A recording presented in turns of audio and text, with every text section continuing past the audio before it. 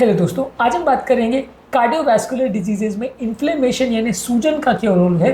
अक्सर हम डायबिटीज़ की बात करते हैं, हाइपरटेंशन की बात करते हैं, स्मोकिंग की बात करते हैं, अलग अलग तरह की बीमारियां जो हार्ट अटैक के और हार्ट की बीमारियों को बढ़ाते हैं उसके रिस्क फैक्टर्स पर बात करते हैं, लेकिन अक्सर इन्फ्लेमेशन पर बात नहीं होती, इन्फ्लेमेशन पर डिस्कशन नहीं होता, जो कि एक बहुत इंपॉर्टेंट प्रॉब्लम है जिसकी वजह से ज़मीन आसमान का फ़र्क पड़ सकता है और व्यक्ति जो कि अदरवाइज नॉर्मल है उसको भी हार्ट अटैक हो सकता है और बहुत सारी बीमारियों का ये घर हो सकता है। इस इन्फ्लेमेशन पर डिस्कशन करना ज़रूरी है क्योंकि ये अगर इग्नोर हो जाता है तो कार्डियोवैस्कुलर डिजीज़ का एक इंपॉर्टेंट कॉन्सेप्ट मिस हो जाता है, जिसकी वजह से बाकी सारे पैरामीटर्स कंट्रोल होने के बावजूद भी एक नॉर्मल व्यक्ति को हार्ट अटैक आ सकता है। इसलिए इसको डिस्कस करना ज़रूरी है। आज हम डिस्कस करेंगे कार्डियोवैस्कुलर डिजीज़ के कॉन्सेप्ट में इन्फ्लेमेशन यानी सूजन का क्या रोल है, कैसे वो उसको अफेक्ट करता है।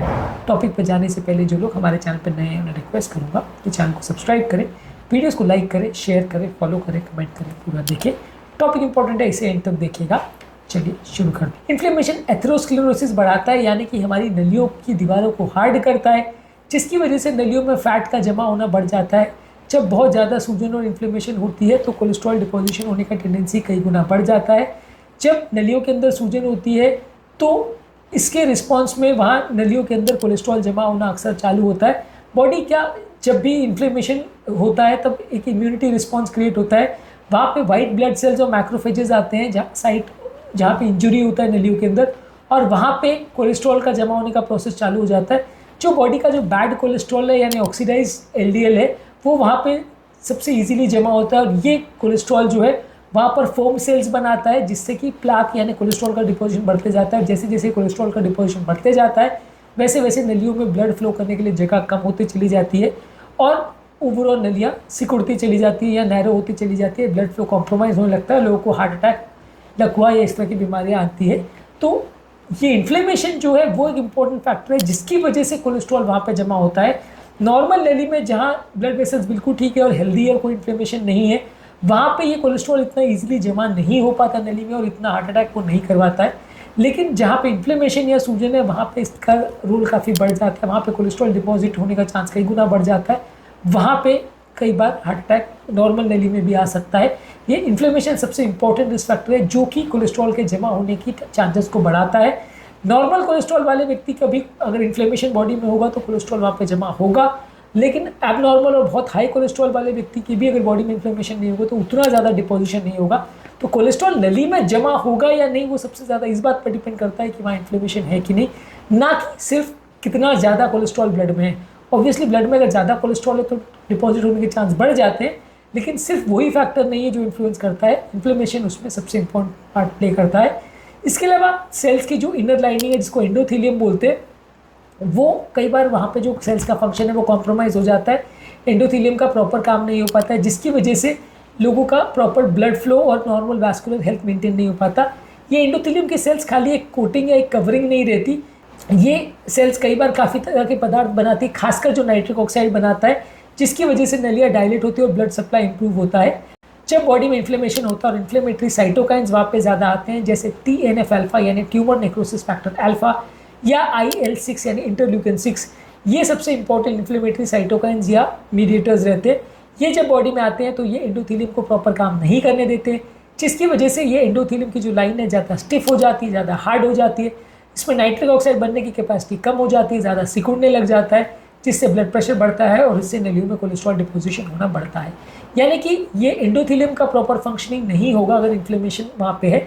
जितना ज़्यादा बॉडी में इन्फ्लेमेशन है वो इनर लाइनिंग को प्रॉपर काम नहीं करने देगा, जिसकी वजह से नलियाँ हार्ड होगी, कोलेस्ट्रॉल जमा होगा और हार्ट अटैक का रिस्क बढ़ेगा। आज के स्टेटस में एंडोथेलियल डिस्फंक्शन को बहुत इंपॉर्टेंट रिस्क फैक्टर माना जाता है हार्ट अटैक के लिए, और जो दवाई ये एंडोथेलियम को स्टेबलाइज करती है या उसको इन्फ्लेमेशन को कम करने में मदद करती है उसको काफ़ी यूज़फुल माना जाता है, वो हार्ट अटैक के रिस्क को काफ़ी हद तक कम एक्स्ट्रा कर पाती है।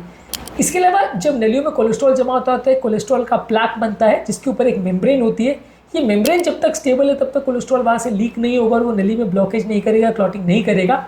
लेकिन जब ये कोलेस्ट्रॉल को रोकने वाला मेम्ब्रेन फट जाता है तब हार्ट अटैक आने का सबसे ज़्यादा रिस्क होता है। और ये मेम्ब्रेन की स्टेबिलिटी को मेंटेन करने के लिए इन्फ्लेमेशन का नहीं होना ज़रूरी है, क्योंकि जब बॉडी में इन्फ्लेमेशन होता है और इन्फ्लेमेटरी सेल्स वहाँ पे आते हैं तब वो कुछ ऐसे एंजाइम्स बनाते हैं जो कि ये मेम्ब्रेन को डैमेज करते हैं। मेम्ब्रेन टूटने लगती है, उसके ऊपर जो फाइब्रस कैप होता है जो कि मेम्ब्रेन को इंटैक्ट रखता है वो टूटने लगता है, जिसकी वजह से मेम्ब्रेन रप्चर हो जाती है, जब ये रप्चर होती है तो अंदर से फैटी डिपॉजिट और क्लॉट बनाने वाला मटेरियल ब्लड में निकल जाता है, बाहर निकलता है, जिससे क्लॉट बनता है, जिससे नली कंप्लीट ब्लॉकेज में चली जाती है और हार्ट अटैक आता है। तो हार्ट अटैक में सबसे इंपॉर्टेंट जो प्रॉब्लम होती है वो प्लाक रप्चर होता है, और ये इन्फ्लेमेशन प्लाक रप्चर कराता है। यही कारण है कि जब बॉडी में ज़्यादा इन्फ्लेमेशन होता है तो हार्ट अटैक ज़्यादा आते हैं। जब किसी बीमारी की वजह से या किसी इन्फ्लेमेशन या इन्फेक्शन या निमोनिया वगैरह की वजह से बॉडी में सडनली सूजन बढ़ जाती है तो हार्ट अटैक का रिस्क कई गुना ज़्यादा बढ़ जाता है। यही कारण था कि कोविड वगैरह के टाइम ज़्यादा हार्ट अटैक देखने को मिल रहे थे, क्योंकि बॉडी में इन्फ्लेमेशन ज़्यादा था। इसके अलावा क्रॉनिक इन्फ्लेमेशन की वजह से हार्ट फेलियर भी हो सकता है, यानी लंबे समय तक अगर बहुत ज़्यादा सूजन बॉडी में हो तो अलग अलग तरह की बीमारियां जैसे कि डायबिटीज़, हाइपरटेंशन, ये सारी चीज़ें इन्फ्लेमेशन से रिलेटेड होती है और ये हार्ट के फंक्शनिंग को कॉम्प्रोमाइज़ करती है। हार्ट का टिश्यू प्रॉपर काम नहीं कर पाता, हार्ट का टिश्यू डैमेज होने लगता है, सड़ने लगता है, ओवरऑल हार्ट का पंप फंक्शन कॉम्प्रोमाइज़ हो जाता है, जिससे हार्ट वीक हो जाता है, इलाज हो जाता है।